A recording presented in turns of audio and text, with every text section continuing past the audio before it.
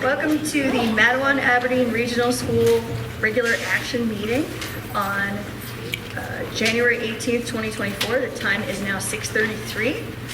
The New Jersey Open Meetings Law was enacted to ensure the right of the public to have advance notice of and to attend the meetings of public bodies at which any business affecting their interest is discussed or agreed upon. In accordance with the provision of this act, the Matawan Aberdeen Regional School District Board of Education advertised this meeting, I don't think it was on June 20th, 2023, but it may have, in the Asbury Park Press and the Star Ledger. This notice was sent to the municipal clerks of the Borough of Matawan and the Township of Aberdeen and the Matawan Aberdeen Public Library. The notice was also placed on the district's website. Can we all stand for the Pledge of Allegiance?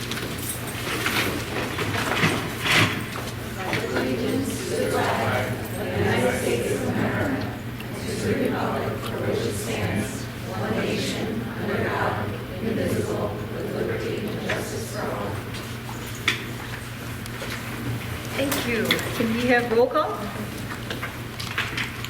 Ms. Vilas? Here. Ms. Martinez? Here. Mr. McGovern? Here. Mr. Montone? Here. Ms. Scott? Here. Ms. Burrell? Here. Ms. Warnicki? Here. Mrs. Foley? Here. Ms. Pell? Up here. Thank you. Thank you. Be it resolved that a closed session be convened for the purpose of discussing privacy, personnel, and attorney-client matters. The subject matter of these discussions will be disclosed to the public when the reason for confidentiality subsides. Although the board cannot guarantee it, the length of the executive session is estimated to be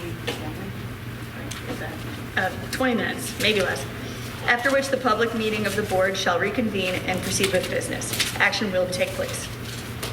May I have a motion and a second to go into executive session? All motion. I'll second. All in favor? Aye. Need a motion and a second to return to the public meeting? All motion. I'll second. Thank you. I don't think I have to do them all in favor, do I? Okay, awesome. Okay, oh, yes, I need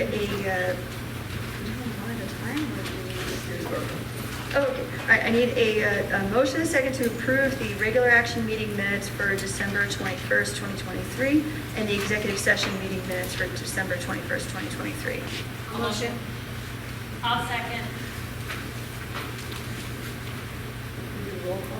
Okay. Ms. Vilas? Yes. Ms. Martinez? Yes. Mr. McGovern? Mr. Montone? Yes. Ms. Scott?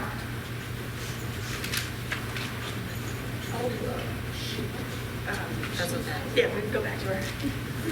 Ms. Burrell? Oh, yes. Ms. Warnicki? Yes. Mrs. Foley? Yes. Ms. Pell? Yes. Yes, and the correspondence to the board is listed in the agenda packet. I need a motion and a second to approve the correspondence list. All motion. I'll second. Is that all in favor? Okay. All right, the student representative is not present. Ms. Scott, you agree to approve the minutes for December 21st and regular in action? The minutes? Yes. Thank you. Cool. So I'm just going to move straight to the superintendent's report.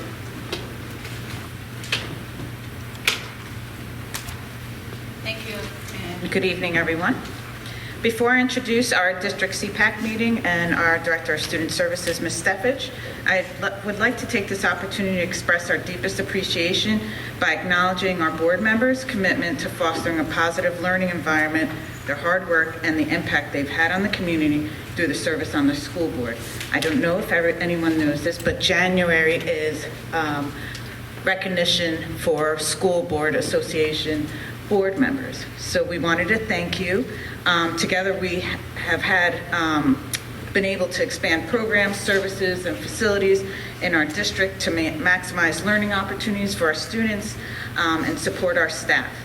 On behalf of the administration and the staff, we thank you and are so grateful for each of you and the time that you put in order to help us run a very, very good district. I'm very proud to be the superintendent here in Matawan, Aberdeen.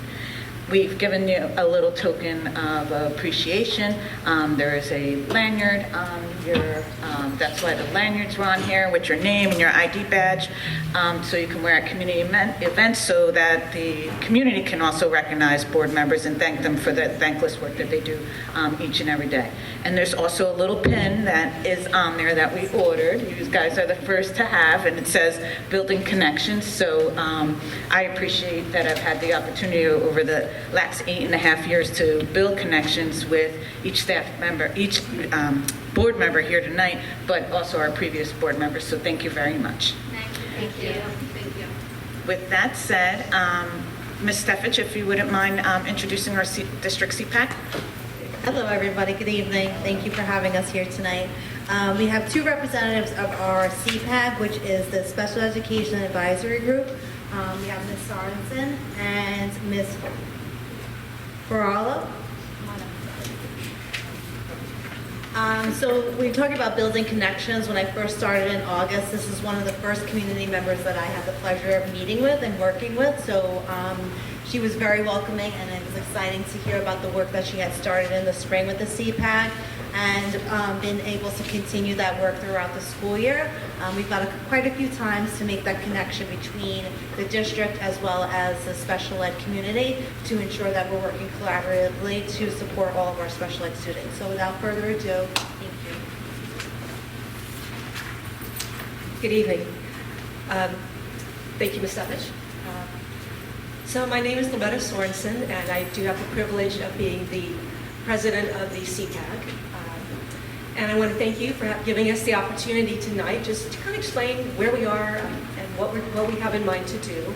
We are essentially reconstituting the CPAC, so we're basically a new body.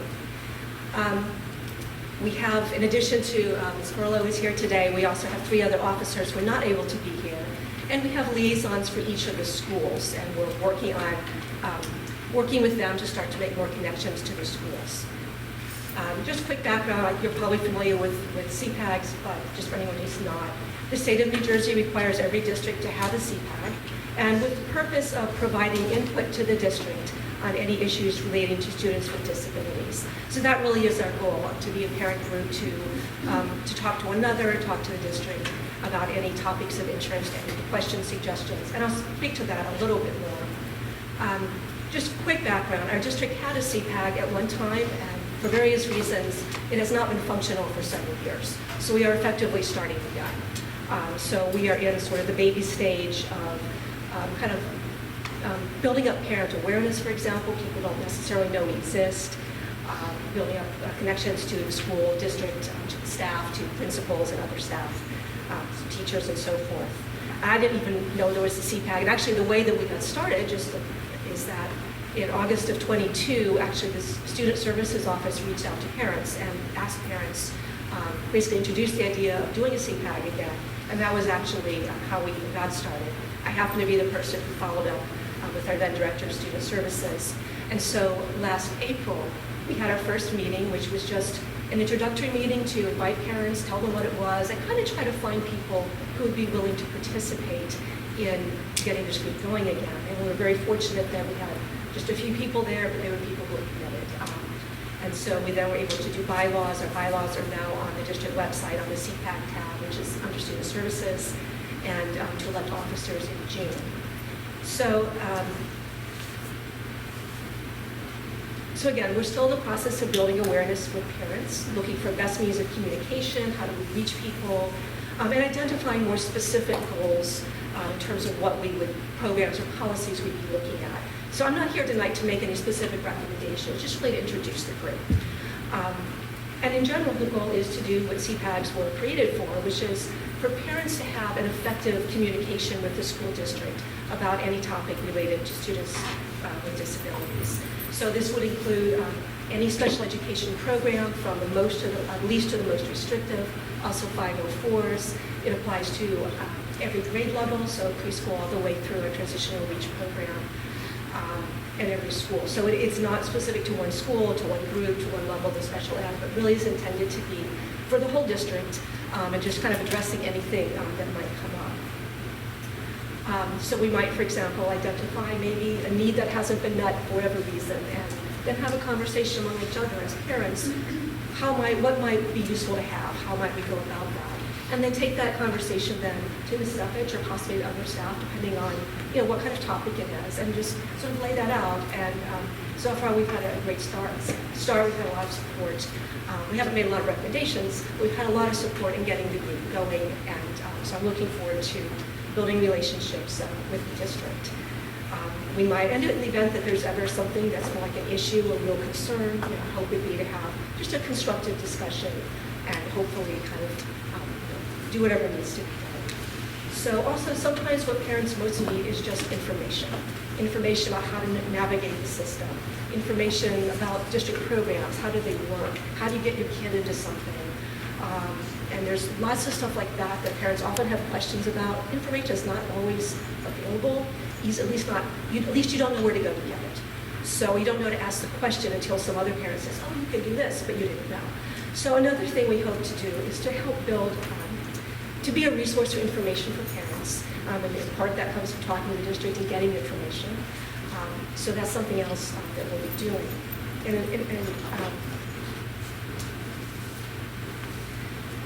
So in order to try to get a better sense from parents about what their interests are, we did a survey in November. We got about 60 responses. And we're just kind of to get a sense from people, what are your concerns? What are your interests? What would you like us to be addressing? I know what things are on my mind, but I don't necessarily know what other people are thinking, especially if their children are on very different programs or different schools. Not surprisingly, the number one topic people wanted information about was IEPs. But very close after that, sort of grouped together, transition to adulthood, mental health, after-school activities were all things people said they had a lot of interest in. So we'll probably be talking about some of those topics, and then other topics as well. In fact, our next meeting will be in the end of February. We're having someone come to speak to us about the REACH program. So a lot of parents, even with younger children, want to learn more about what coming up down the road, what does that transition look like? What does that program look like? So the director of that program is going to come speak to us. Transition being one of the topics that people have a lot of questions about, a lot of interest in. And that also was part of our trying to do information as well as to discuss with one another. We're also having a meeting later this month just to give you a sense of what's going on for the parent liaisons to the schools, because so far they've not been very active. We've had to kind of figure out step by step how do we do each thing. So next step is, what should the liaisons be doing? How do they build, let's say, within Cliffwood or Lloyd or whatever, connections to other parents? And then maybe identify within individual schools, there might be some things that might be nice to do or to change or whatever. Maybe there's something in another district that looks great. We might want to say, hey, can we do that here? And just talk about it, what would work. So we hope to be able to have those kind of conversations as well. Yeah, so that's really about all I wanted to say. I want to thank you again. And I also just wanted to bring up a request for the board to maybe consider whether you might like to designate someone to be a liaison for the CPAC.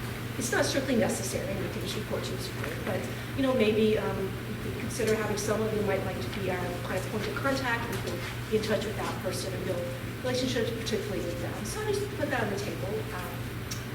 And then if you have any questions, I'm happy to answer them, or at least try. Yes? When is the meeting, the next meeting? Are you able to share that information? Our next meeting is February 20th. It's going to be at 6:30 in Cliffwood. And it's primarily going to be to have a presentation about the REACH program. Yeah, we may do a little business, but mainly it'll be informational. Okay, great, thank you. In the library again? Yes. Yeah, okay, thank you. If that changes, we'll publicize it, but as of now, that's it.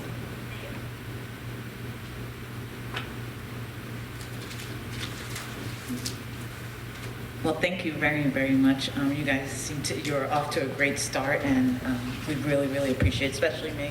Everyone knows that I started here as the Director of Student Services, so to hear that we are able to get up and running again is really, really, makes me really, really happy, so I'm very happy. And if there's ever a point that you need to communicate with me or anyone on the cabinet, please feel free to reach out, and we'll help and support whatever we need. Thank you.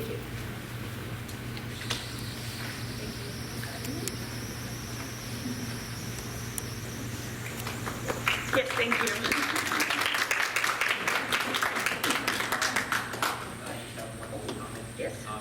just want to thank both of you.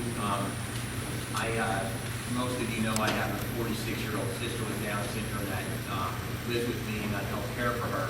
And when I tell you 30, 40 years ago, it was not a good environment for a special needs student to be in a school.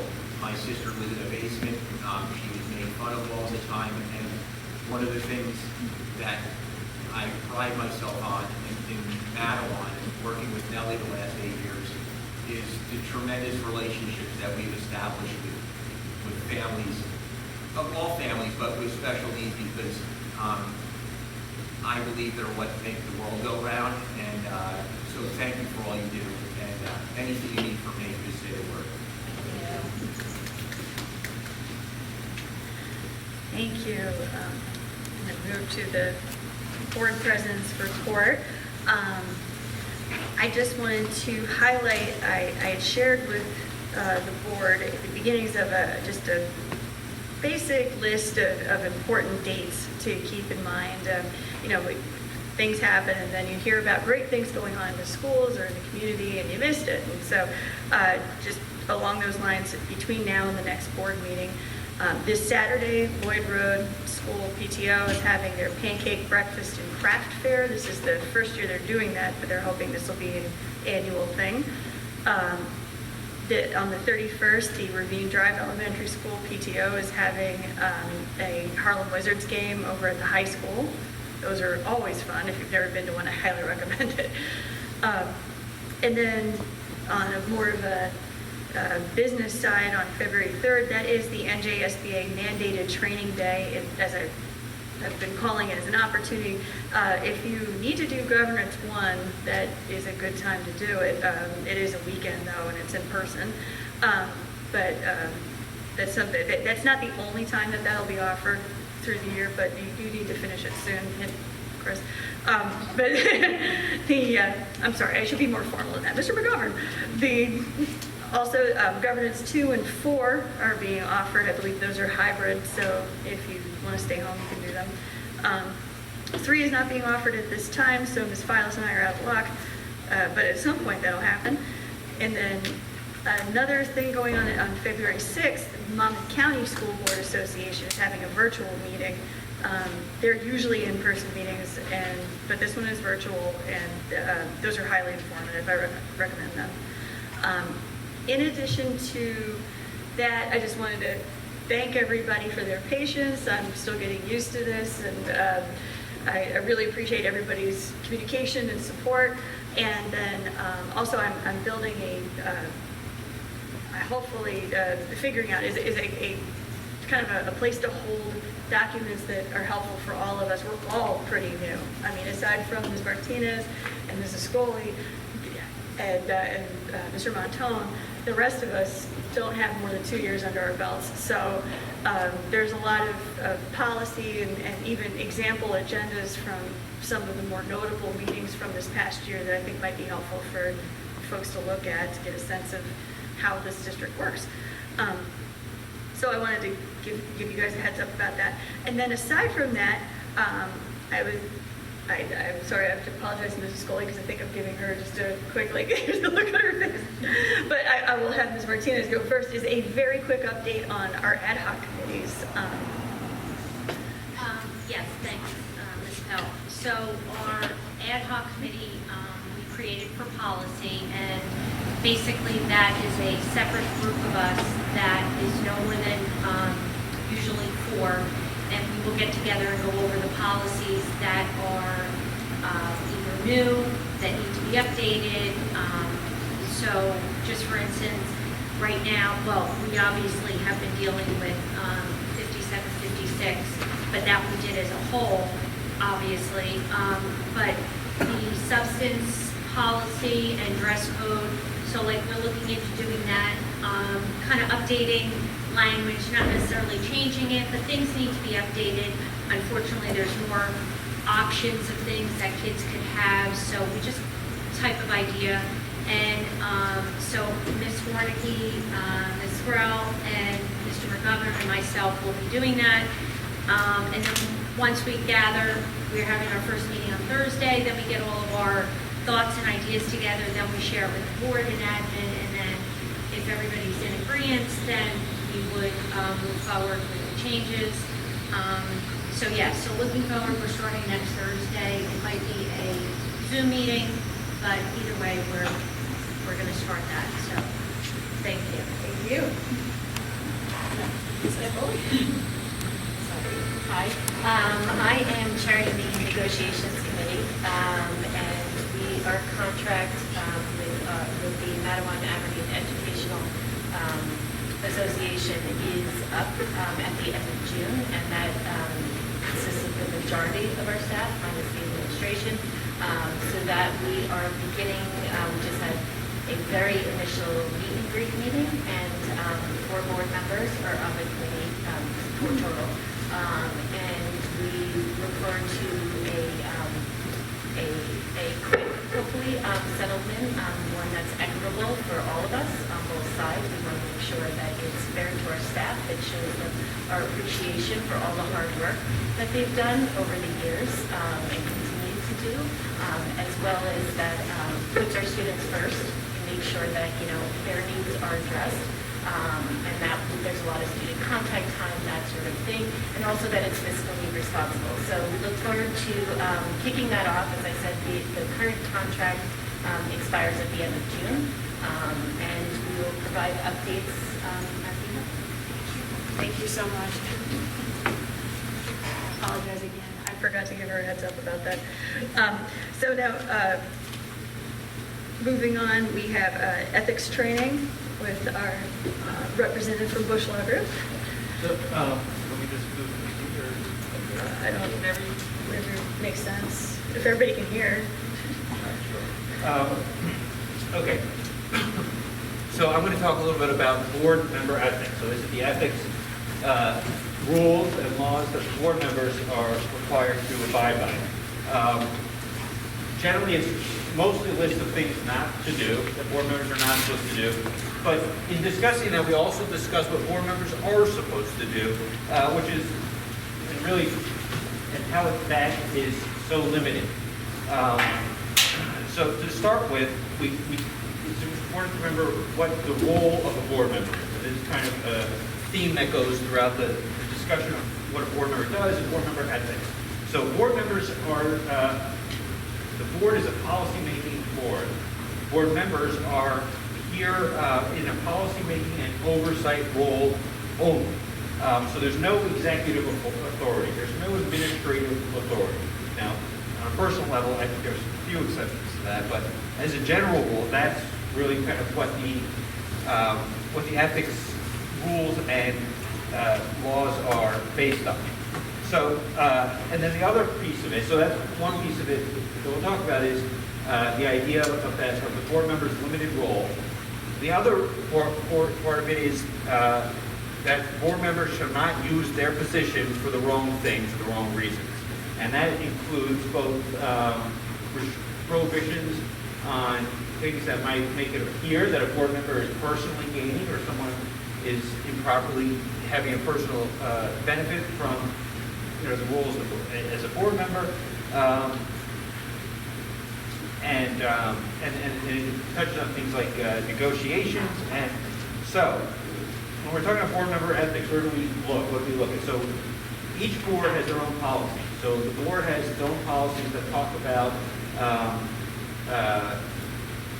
there's an actual ethics policy, and there's also administrative codes, not administrative codes, there's other board policies that talk about, sorry for the mask, about different financial obligations. So, for instance,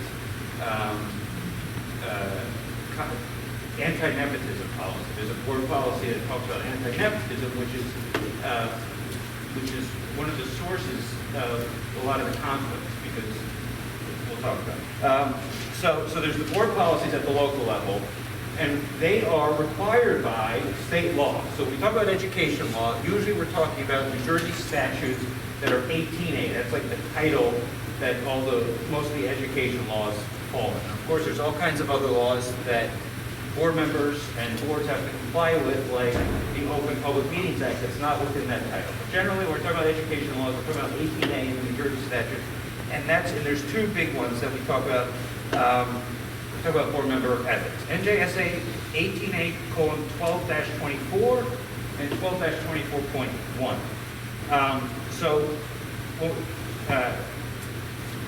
The first, so the first one is the more negative one. So it requires. It requires, in part, that no school official, which includes board members, shall use or attempt to use his official position to secure unwarranted privileges, advantages, or employment for himself, members of his immediate family, or others. So that "or others" is what's litigated all the time. When we talk about board member ethics and close calls and what ends up going before the ethics commission and for it's so much of it has to do with that term "others," and it relates back to that anti-nepotism policy that I just talked about, because it's all interrelated. And basically, the School Ethics Commission has looked at these different regulations and laws, and they have come up with different advisor opinions over the years to talk about who is an other and for what purpose. So, what we're talking about. Like if a brother-in-law works in the district, is that a conflict? And if so, what does it mean? So, like immediate family members, you cannot be hired to the board once a board member is on the board. If a board member already has an immediate family that works for the board, they can still become a board member, but they are then have to recuse from anything having to do with that board member. It also applies to superintendents. So if you have a conflict, if a board member has a conflict of interest because of a relationship with a current employee, then they would be conflicted from taking any actions or making any decisions that have to do with anyone who supervises that family member, because then it could at least appear like they're trying to exert some kind of improper influence on the management or supervision of their family member. Also, union membership. So if a board member is a teacher in another district, chances are they are a union member. Or it could be your board member's spouse is a union member in another district, or it could be an even more tenuous relationship. So there too, the School Ethics Commission has said that in certain cases, those people are also others, and to make sure that there's no appearance that we're giving an improper benefit, that a board member gives an improper benefit, they have to recuse from things like negotiations with the same union, even though it's not the contract that's going to impact that board member's relative in another district. It still might appear because unions use deals in other districts to help themselves and to base their own negotiating off of that it might be trying to give an improper benefit. Okay, moving on. That same statute also provides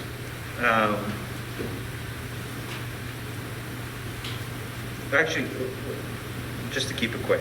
So the next statute, the 24.1, is the Code of Ethics, and that talks more about the limited role of the board. So it provides, in part, I will confine my board action to policy making, planning, and appraisal.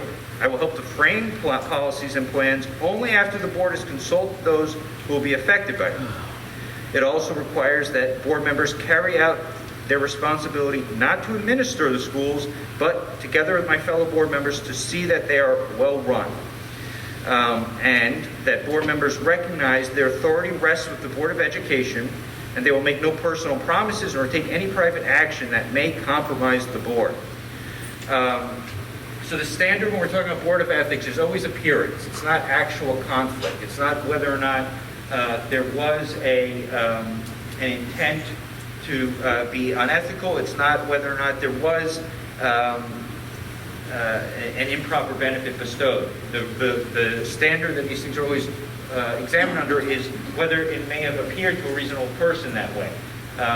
The idea being that anything that might even cause the community to question the board's ethics should be avoided entirely. So one of the areas that we often see issues with board members confining themselves to the role as a member of the whole board and not taking individual action, and also confining to not overstepping the administration is social media. It comes up all the time. And there's different ethics opinion. One of the big issues that we see all the time is disclaimers. So real quick, board members generally are required, if they are speaking, to not speak on behalf of the board unless they're doing so in an official capacity and have the board's approval. That doesn't mean that board members cannot speak as an individual privately, but when they do so, it's important that they put a sufficient disclaimer to make it clear. And what the Ethics Commission has said is that that board members should identify that they are a member of the board, and then also make it clear that any opinions they're expressing are their own and that they're not speaking on behalf of the board, if that's the case. I think, how are we doing on time?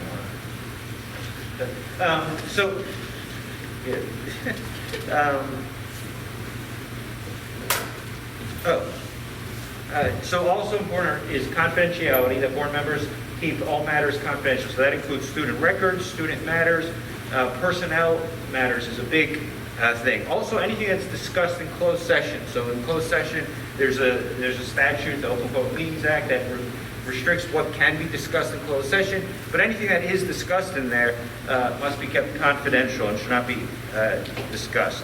And also talking about the appearance issue, it's advice that we often give to board members is to focus on that standard. So, and also when we're thinking about other laws, so like the Open Public Meetings Act, and the way you conduct yourself during a meeting might comply with the Open Public Meetings Act, might be ethical, but if it appears like you're doing something that's trying to hide from the public or something like that, you can cause issues and raise. So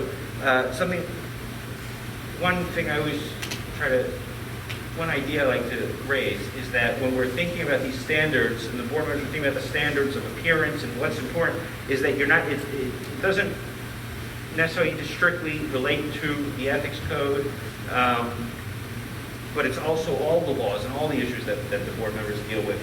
It's something that is constantly having to, you have to always think about it and apply it to make sure that we stay in line with what's expected and don't get ourselves in trouble. Any questions?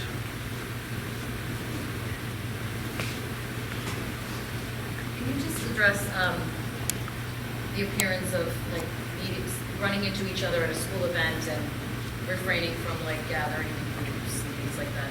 Sure. So that's really more of an Open Public Meeting Act issue than necessarily an Ethics Act issue.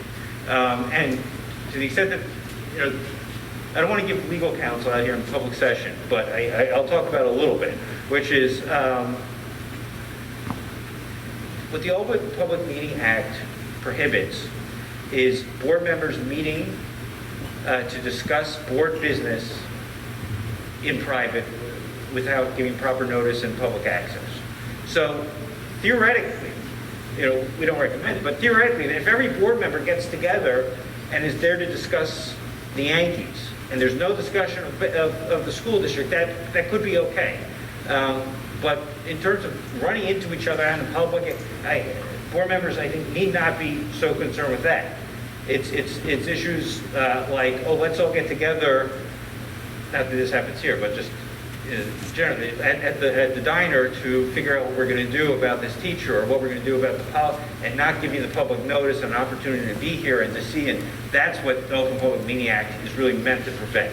So I think as long as board members kind of keep that general purpose in mind, you'll probably be okay. But if there's any specific issues, we can talk about them. Now, I will say one of the issues that comes up in ethics is volunteering. Can a board member volunteer at the school? And how does that impact the the prohibition on administering the schools, and generally the answer is board members can volunteer, but the role that they volunteer in is somewhat limited, so they cannot have any kind of supervisory authority over staff. So, for instance, a board member could not, or usually shouldn't, volunteer to run a school play if there's going to be different staff members who are doing different things under them that they're going to have to oversee. At the same time, though, there are opinions that say a board member can be a PTO member or even officer and president. It's just that if that happens, they have to kind of recuse themselves from certain topics and limit their role more so than other people in that position might have, so that they don't end up having a direct interaction with the administration or staff of the school that's outside of what's appropriate for a board member.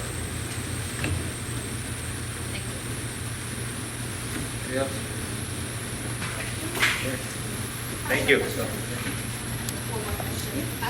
As a parent and a board member, if I wanted to ask a parent-specific question, I know I can go through the chain of command, like with, my children, I can go to their teacher, they can direct me to the principal, but if I want to address the board, can I write an email with my mom hat on to the Board of Education? That's okay? Or no? Technically, I think there are, board members are allowed to advocate for their family members in front of the board. Board members can even sue the board in very, very limited circumstances. Like, I'm just asking if I can bring up something to the board. Right. Like, But at the same time, right. So from a conflict perspective, it's not necessarily an issue. Where it becomes an issue is where there becomes an appearance that a board member is seeking to kind of leverage their position for special treatment. So if I think usually the test ought to be, if I wasn't a board member, would I be doing this way? And if the answer is yes, then chances are it's okay. But if the answer is no, if the answer is hell no, if I didn't know the superintendent, I wouldn't just be sending them an email, or I wouldn't be, all these members of the board, then probably you shouldn't do it. But when we're talking about reaching out to the board, usually the issue that we deal with board members is not them writing a letter to the entire board, but them sending an email to the superintendent individually.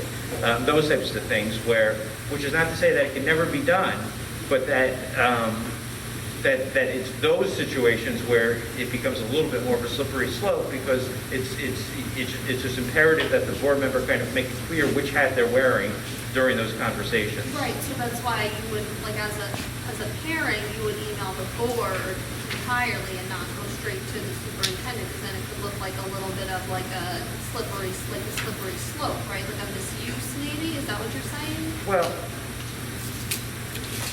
no, Maybe I misunderstood. I mean, so do you get a lot of emails as a board member from individual parents about individual parent issues? There's communication that comes from And do they go to, public. right? Yeah. So, and if you as a board member know that if you got this email, you would be forwarding it to the superintendent to handle, it's not really a board issue, then as a board member, I probably would not advise you sending that type of email to the whole board that you don't think is like really appropriate for a board level issue. I would, then I would probably talk to the superintendent. But at the same time, what I wouldn't do is not talk to the teacher first, not talk to the principal, and just go right to the superintendent, because you have the superintendent himself. So that's where the issue is. Okay, Yeah. thank you. I have a follow-up question on what you just asked, because I'm not understanding. Because there have been some things as a parent, I'm going, wait a second, that seemed weird. So do I write to Ms. Perez rather than the board? I'm not understanding from your answer what the right thing to do is. If you have, I think when a board member has a parent issue Yes. with their student, the board members should try the best they can to do what they would do if they weren't the board member. So if, for me, as a parent, I would expect that most of the time, parents are going to be addressing their concerns to the parent's teacher. Yeah, this or isn't more of a district. If it's more of a district. Yeah, if it's more of a district, It goes to the superintendent. yes, but you're a board member, so Yes. you can raise, if you as a board member have a district-wide issue that you want to raise and for discussion amongst the board, to me, that's you as a board member raising that issue, just because you're also a parent, that's kind of half the point. So I wouldn't say that you need to start writing letters to the whole board. Do I do it in public session here? Yes, yes. Okay. I mean, there's 1,000 different ways to do it. Do we get up there? That's right. I was Right. wondering, should I go around the table? Only the only time is if you're speaking solely as an individual.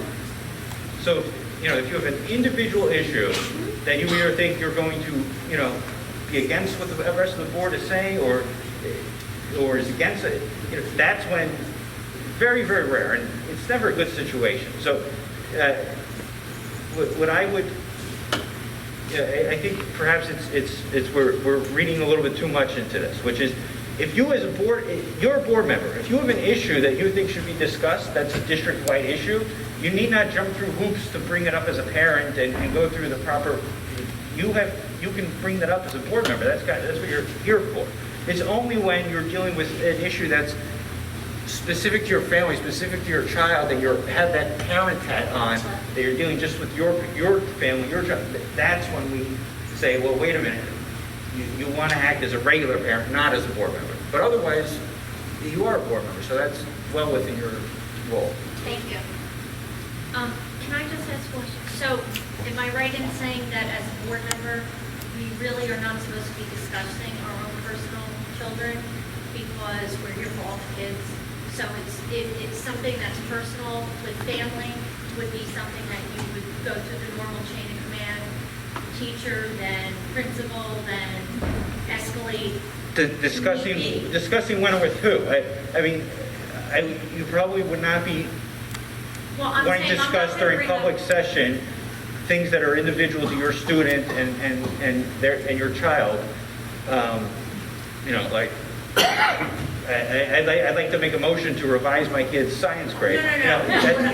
What I'm saying So- is, as a board Right. member, I am not going to advocate as a board member for my kid. Exactly. I'm advocating for all the kids. Exactly. So if I want to advocate for my child, then I'm a mom. Exactly. And then I go through the normal mom channels. Exactly. Okay, I just want to make sure. That's absolutely right. Thank you. Yes, thank you. Thank you.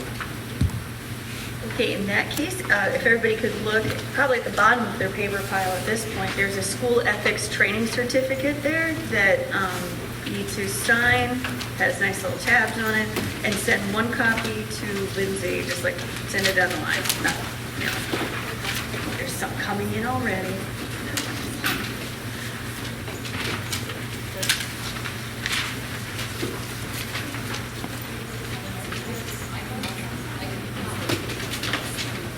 Yeah, we're the Board of Education members, that's the line. I need the pen, stop flowing.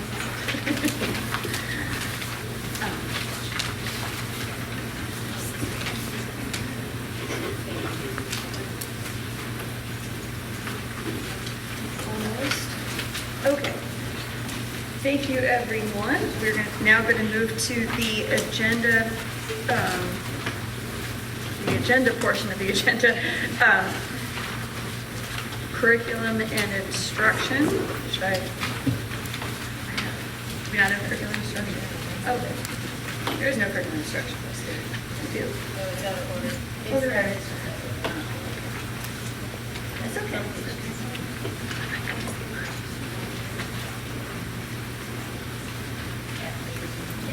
Oh. Okay. Anyways, curriculum instruction. Thank you and good evening. we are asking the board to take action and approve items A, travel, and B, the revised field trips. I'd also like just to point out to the board under travel, there are 2 staff members where it's listed that they're attending the NJSLAS MS PD. And I'll give you what all those alphabet soup means. So that's the New Jersey Student Learning Standards Science, Middle School Professional Development. This is a fantastic opportunity for our 2 staff members. Not everybody gets to go to this in New Jersey, so we have our 2 teachers from Madeline and Aberdeen attending this PD in Princeton, where they have a seat at the table with a handful of other districts where they can influence science assessment, science curriculum, some science instruction. The fact that they were selected and are attending this is a big deal for not only the 2 staff members, but it's a big deal for our district. So I just wanted to highlight that for the board because that's an important opportunity for all of us. That concludes curriculum and instruction. And a motion to approve? I'll motion. I'll second. Great. Is there any discussion on this agenda? Okay, moving on. Student services? Thank you. We're asking the board to approve and take action on items 1, 2, 3, and 4. That concludes student services. I have a motion to approve the agenda. I'll motion. I'll second. Is there any discussion?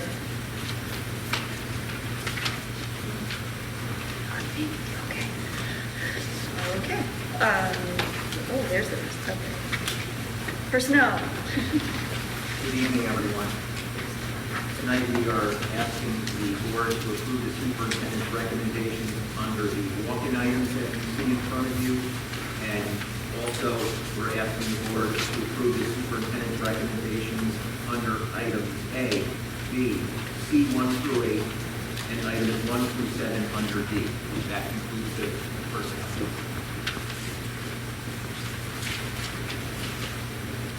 Can I have a motion to approve the personnel agenda? I'll motion. I'll second. And is there any discussion, especially, I don't know if everybody found the walk-in items? It includes the calendar, part about the MAMS conferences. Okay, all right, just making sure everybody's seen it. Okay, so, policy agenda. Good evening again. We are asking the board to approve the superintendent's recommendations for the second reading of the 2 policies as listed. That concludes the policy. Okay, motion, I can have a motion to, wait, first. That's okay, I'm still learning too. I have a motion to accept the agenda. I'll motion. Okay, good. Motion is second, okay. And now, is there any discussion or comment, questions? Yes, hi. I would like to motion to strike the sentence after the policy number 5950. Under approach, after approach, section C, the paragraph starts with the district supports. I would like to motion to strike the sentence, the Board of Education has determined that 6th grade should be considered a presumptive threshold We have, from the policy. we have a second on that. We have a second, we have a motion and a second. Now, this is an amendment, so we're going to vote on it now. I think we need to do a roll call on the motion to amend policy 5950 with the removal of that sentence. Ms. Stiles? Yes. Ms. Martinez? Yes. Mr. McGovern? Yes. Mr. Montalvo? Yes. Ms. Scott? Yes. Ms. Burrell? Yes. Ms. Morganby? Yes. Mrs. Stewart? Yes. Ms. Powell? Yes. Right, so that motion passes. Are there any other questions, comments, criticisms, witticisms? I'd like to make a motion to adopt policy 5950. Okay, so now there's a motion. Is there a second to adopt Yes. 5950? Okay. Now, do we do that now? So, Okay, all right, we'll do that part after All right, thank you. I would like to make a motion. A motion? Under the next sentence, well, the second, in that same paragraph, the principal shall consult with the superintendent, the district's legal counsel if necessary, to determine the legally compliant course of action. I would like to include parents. So we would, can you we amend that? can you reread the sentence with parents in there? Sure. The principal shall consult with the superintendent, the principal shall consult with the parents, the superintendent, and the district's legal counsel, if necessary, to determine a legally compliant course of action. So we have a motion for that change. Is there a second? I'll second. Okay, there's a second. All right, so then I need to do a roll call on this amendment. I just want to make sure I understand. Motion not to strike the sentence, but to add. Well, the two We asked different questions. sentences. Right, yeah, the other one I passed. have a question. Oh, we have a question about the amendment, yes. I don't believe this is what we talked about in our executive session. Right. So if we put this in, I just need a moment to process putting this in, because then that may affect our votes in the end, whether to accept 5950. It is Right. correct to assume this is a substantive change. And I feel uncomfortable moving ahead without having a conversation as a board about this in public this time.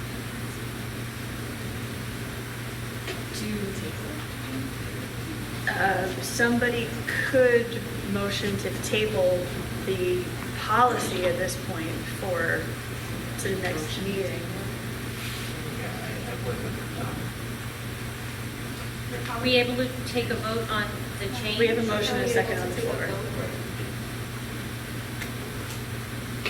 Okay, sorry, just a second, we need to figure out what we're doing.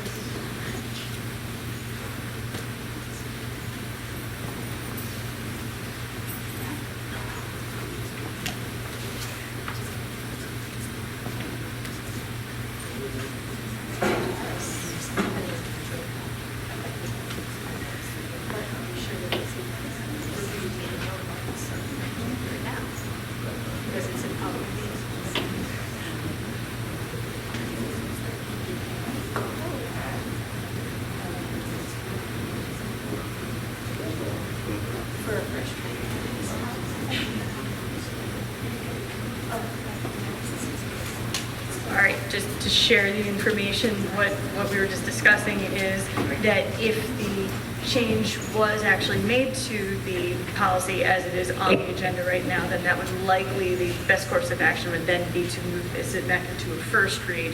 And so then we would table the actual vote on the policy until we can share with the public the policy with all of the changes in it.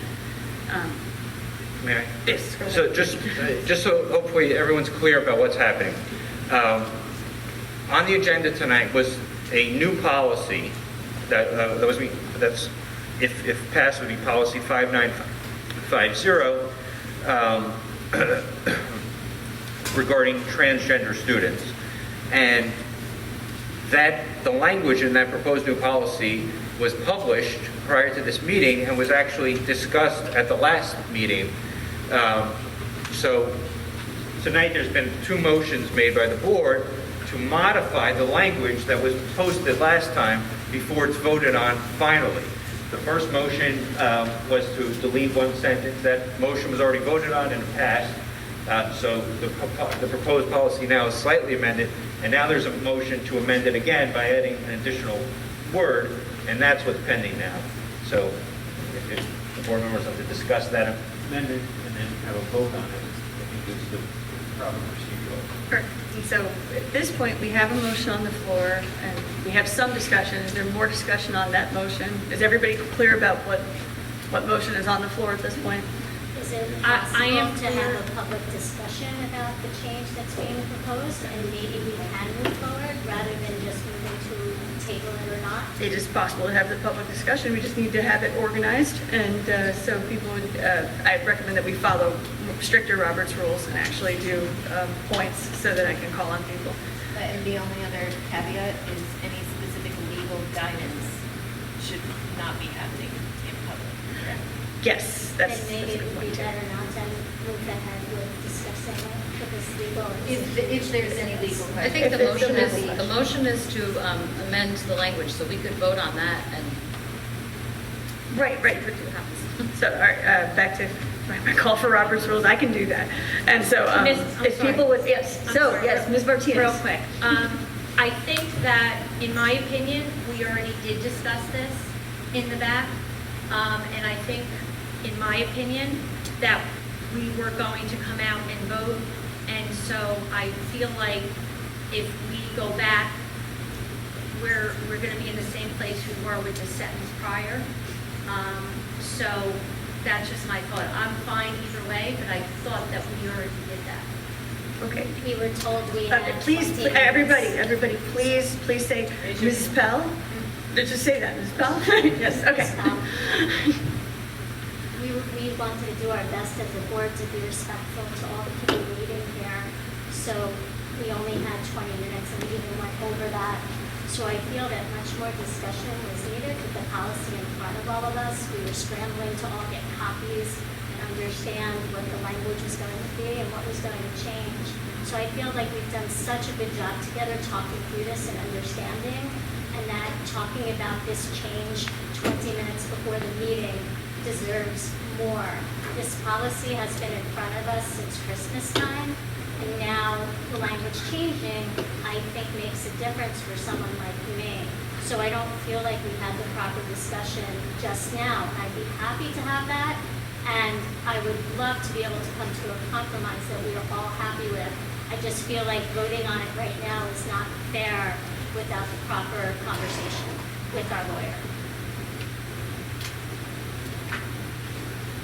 Yes? I agree. I think this needs a little bit, for me personally, this needs a little bit more time in consideration and conversation because of potential legal ramifications. So yes, we have taken a lot of time to come up with this policy. Everybody worked very hard, and I really appreciate that. I do not, we did talk about it in the back, and I do not see how including the word parents in that sentence changes what we spoke about in the back. I said, I think if you read it, including the parents should be included in this conversation of pre-K through 5 population, and also in, and above, in my opinion. But this policy in that paragraph is talking about pre-K through 5, and I think we should include the parents. And I thought that we could come out here and vote on that in public, and so that's why I motioned for it. If everybody needs more time, I can respect that. And Ms. Pell, I'm sure you'll make the decision that best fits, the board and the community. And so thank you. Well, to be clear, I was not suggesting that we would have another exec session right now. We have a motion and a second on the floor. There could be a motion to table the amendment.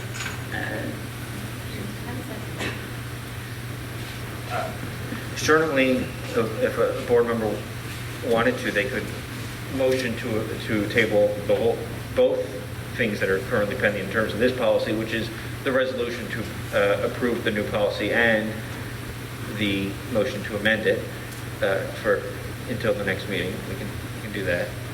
Could table that. Or you could, right, or you table can, policy. I think you started having discussion about the amendment. You can finish that and then have a vote on the amendment and then decide what to do with the rest of the policy pending the outcome of that.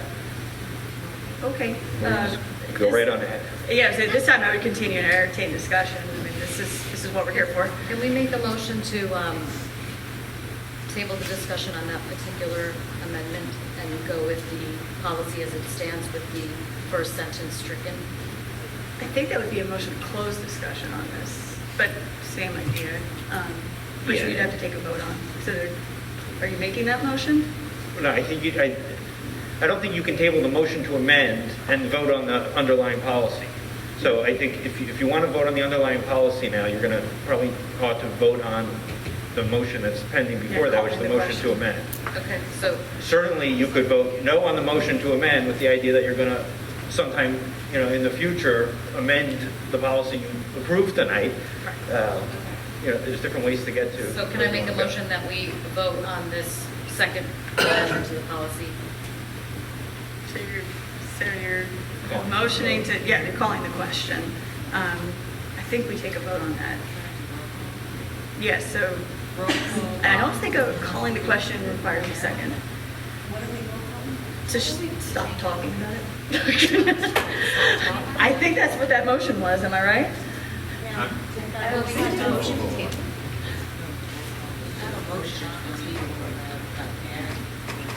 Right. Right, that's what I mean, but wasn't, Can we roll call on that? That's where we're at. no, I know you need to, I'm sorry, I know you need to roll call on the motion to amend the policy, the proposed policy, but I think that you also can make a motion to close discussion and call the question, and I think that's, I may be wrong, but I think that's what Ms. Warnicki just did. What do you want to do? I don't know. I'll tell you what motion you need to make if you tell me what you want to do. Well, I want to vote. Do you want to vote on the but that's- amendment? But I don't want to cut Or do you off want to- discussion. I don't want to cut off discussion if there's more people that want to discuss I mean, I think it's- amending the policy to add the word parent there. Does anybody else want to discuss that? Not at this time, without legal counsel in executive session. So I think the vote is to make the amendment to the sentence, to this, with including the word parents, and we're going to see where the chips fall. Yes. Ms. Warnicki, if you could just, it seems to me like I didn't understand the two things. You're saying that we wouldn't do something without legal counsel, yet we'll vote. Can you clarify? We're voting, the motion on the floor is to make an amendment to a sentence of the procedure that would be followed for pre-K through 5 students, to include the word, to include parents in that procedure, to amend the sentence to include parents. Okay. So that's the motion. It's been motioned, it's been seconded. So now we vote if that amendment is to be made. That's the vote. Okay. Yeah, and that is, and the, Can I ask another question? yes. Sorry. Yes. But we also have the other amendments and changes also, correct? So we have. One has already passed. Yeah, that's. I thought we were doing a roll call on that one as well. No, we didn't. We did. Okay, I'm sorry. That's okay, so it's a lot. Okay, so at this point, we have, we have a motion and a second for an amendment to the sentence immediately after the one that was struck, to add the word parent as somebody that the principal would consult, I believe. Is there any more discussion? I'm trying to pull it up on the policy here. Can you please say again what letter and Is there a printout of the policy? Yeah, I have an extra. Here, okay, so I'm going to confirm before I send it down the line. I've made the change since we've already struck this sentence. Want to confirm where the word parent goes. I'm sorry, pardon my stepping. I read when I read it, I said the parent, or the principal shall consult with the parent, superintendent, comma, and the district's legal counsel if necessary. I will pass this down. Forgive us, sometimes it's how things have to go. I think that, and are you all, like, you all know what this is? Okay, so I will send this down for the rest of the board to review.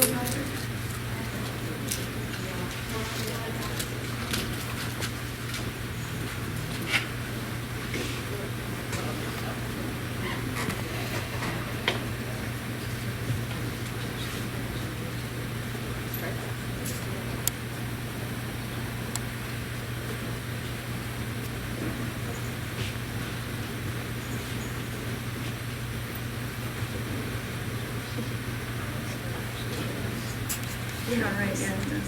We're not taking a 5-minute caucus for everybody to review, but it's the same idea. Chris Speaker. If the student, if a student identifies as transgender, so it's the staff, that's officially assigned.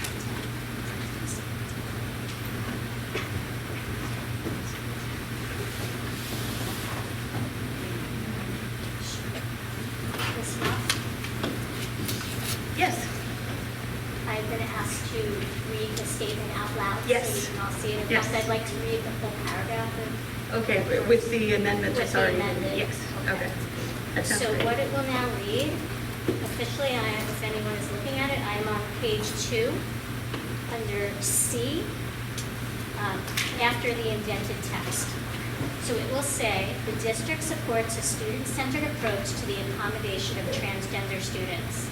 If a student in grades pre-K through 5 self-identifies as transgender to district staff, the staff member shall contact the principal to discuss next steps.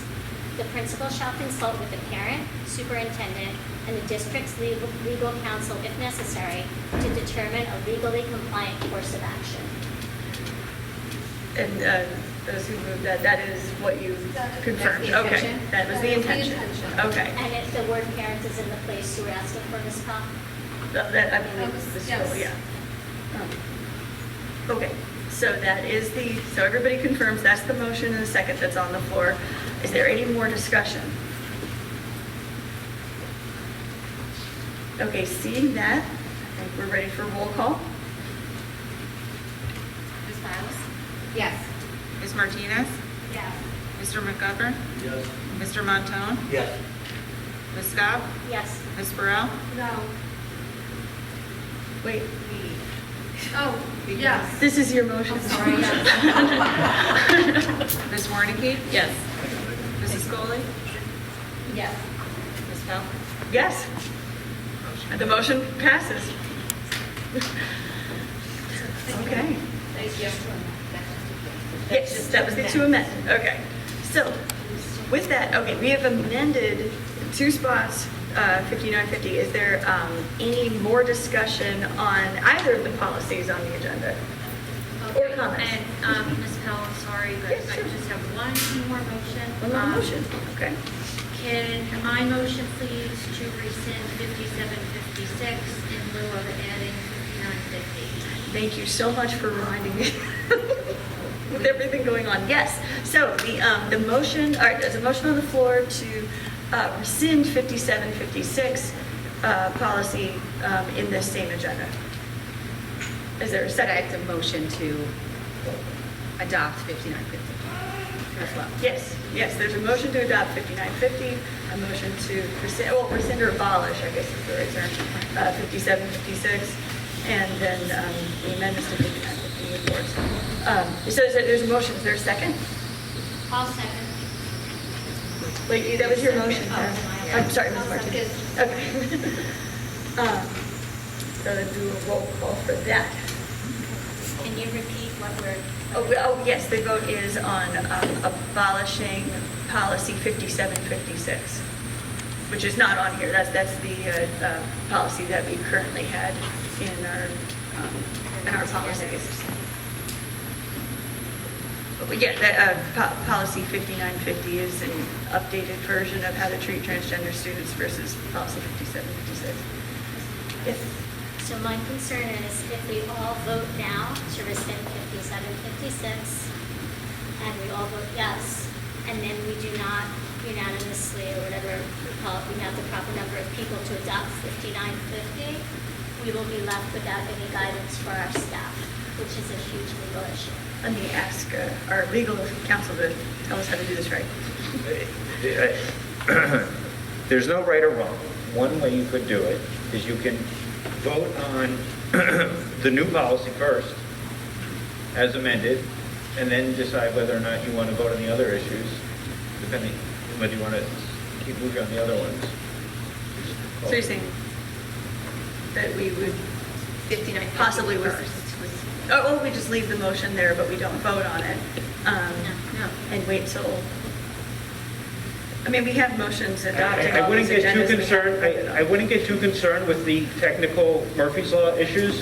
Okay, what is it you're trying to accomplish? If you want the opportunity to vote on the policy, on the new policy first, before you vote on rescinding the old policy, then I would do that. I wouldn't, I'll make it clear that the right words are said, but, so, or if you want to vote on everything all together, we can do that, where everyone at the same, and people can still vote yes for one, no for another, because that's how you usually do all your voting, right? Which is that everyone at the end says yay to everything, or if there's something that they, so you just have to say, if you want to do all together, you want to do one at a time. Ms. Bell, Yeah. can I make a suggestion? Can we hear public comment before we vote? Yes, that part, I was absolutely, I think we ought to hear public Because comment I on feel before we like we vote should, on a lot. before we vote on, those are two big pieces, so I just think we've got members of the public here, so I feel like, Is that okay with you, Ms. Martinez?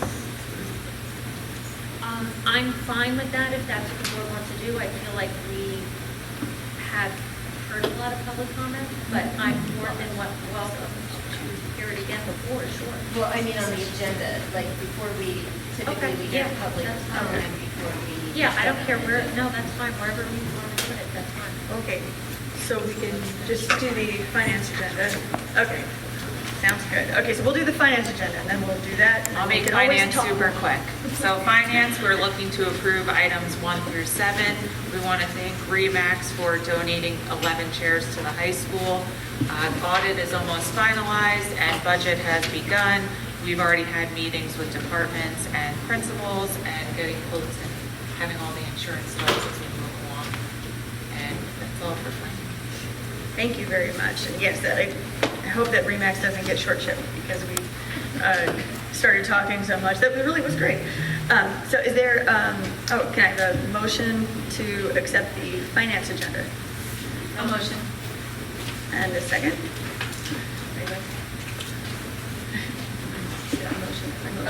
You motioned it. Oh, so then I'll take it. Okay, all right, great. Okay, so moving on.